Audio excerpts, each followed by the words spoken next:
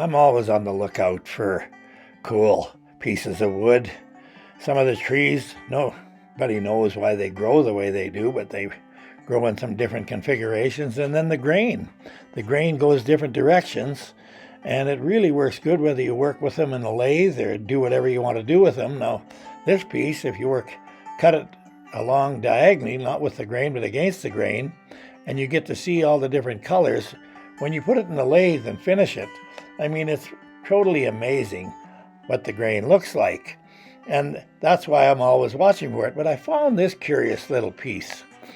Now, what are you going to do with it? This poor birch tree, look how it grew. Well, it's a cool little piece.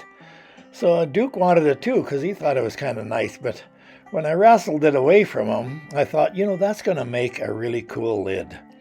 And so I figured I'd make a lid for one of my mint jars and see what it would look like. So I measured it up. Now, you don't need a lathe to cut the groove and the hole for that lid. You just need a selection of drill bits and that sort of thing. So you measure it up and you cut a hole, put it in the vise and you cut a hole. And there you go. And now you chisel it out. You drill it out as much as you can and get it so you can get the lid in there. And you use your chisel and chisel it all out. And it's a little bit tricky, but it's kind of neat. And then you check, make sure you got a good fit. And then you go to work on it.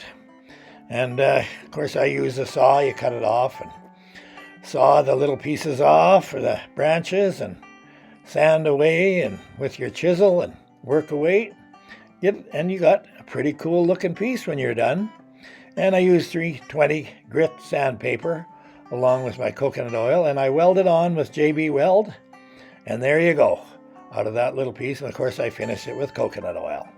Now, I do a lot of lids like this because they're handy and they're cool, but you can't put them in a lathe because they're just too small to fit in there. And you can make all kinds of different lids, but there's one you do with a lathe. Now, these are all in the process of drilling, but Forstner bits are really, really cool, and I've got the right size for mason jars. That's for the big one, and that's for the little one.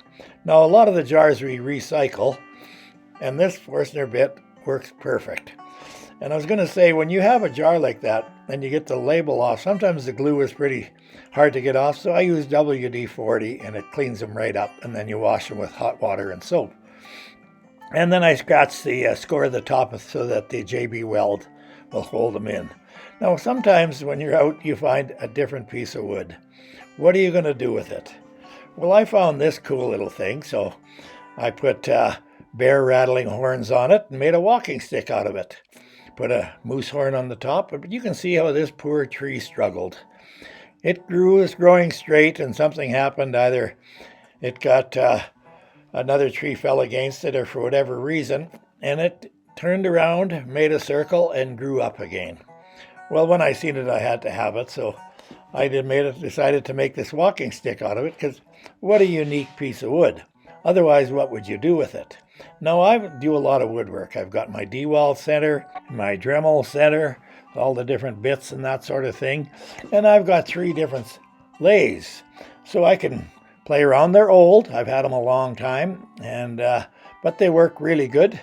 I'm set up so my sandpaper is really handy to get at and everything. And I also set them up pretty careful, so if I do have a problem, and I just have to hit it with my knee, and off it goes. So they're set up pretty good. This is the little guy. I do more work with it. Of course, I finish all my stuff with coconut oil, shine it up. And you can see, now I wanted to show some of you guys that have lathes. I make my own Tommy bars, but I make them a lot longer. That particular one, it'll rest against the lathe, and then you can really put some serious torque on if you have to put something tight and that sort of thing. So that's one of the things I do. And I also make all my own bits. I just buy the carbide tip and make them all. I've got all different shapes and forms. Of course, they all got deer handles on them. You know me, but they're handy because they feel good and they look good. And I've got every different one. Some are rusty. The roof leaked for a while here. I fixed it, but anyway, you can see they got a little rust on them, but they're just like me. They're rusty, but they work. And you can use them for all the different things. And I enjoy working with wood because it's a lot of fun, and you can do some unique things with it. I've everything set up with fans, so all the dust blows out. And I also built a stabilizer for when I'm doing urns and that sort of thing. That stabilizer, it's homemade, but it works really good, and you can stabilize a big piece of wood real fast. And I made my own lathe here. Now, you guys are going to get a kick out of this. It's got a 4-foot throw and a 4-foot bed, so I can make an 8-foot round table if I have to. And it's really set up cool. It's very, very strong. It doesn't vibrate, and can turn some serious wood. And what I did is I attached the bed to my other lathe so that when I'm doing reverse, I can use the stabilizer for both lathes when I'm doing reverse on the one lathe, or I can use it as a stabilizer on the big lathe. So it works really, really good and handy.